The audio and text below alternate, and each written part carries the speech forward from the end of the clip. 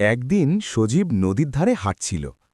হঠাৎ সে দেখে একটি ছোট্ট আহত কচ্ছপ উল্টে পড়ে আছে। সজীবের খুব মায়া হয়। সে কচ্ছপটিকে তুলে নিয়ে পানিতে ছাড়ে এবং তার ক্ষত পরিষ্কার করে দেয়। হঠাৎ কচ্ছপটির শরীর থেকে সোনালি আলো বের হতে থাকে। মুহূর্তের মধ্যেই কচ্ছপটি একটি সোনার কচ্ছপে পরিণত হয়। খুশি হয়ে কচ্ছপটি সজীবকে একটি সোনার কলস উপহার দেয়। সজীব বাড়িতে গিয়ে কলস খুলতেই ভিতর থেকে হাজার হাজার সোনার মুদ্রা বের হতে থাকে। কিন্তু সজীব লোভ না করে সেই টাকা দিয়ে গ্রামের গরিব মানুষদের ঘর বানিয়ে দেয়। এই ঘটনা একজন লোভী লোক দেখে ফেলে। রাতে সে চুপি চুপি সজীবের বাড়ি থেকে সোনার কলস চুরি করে।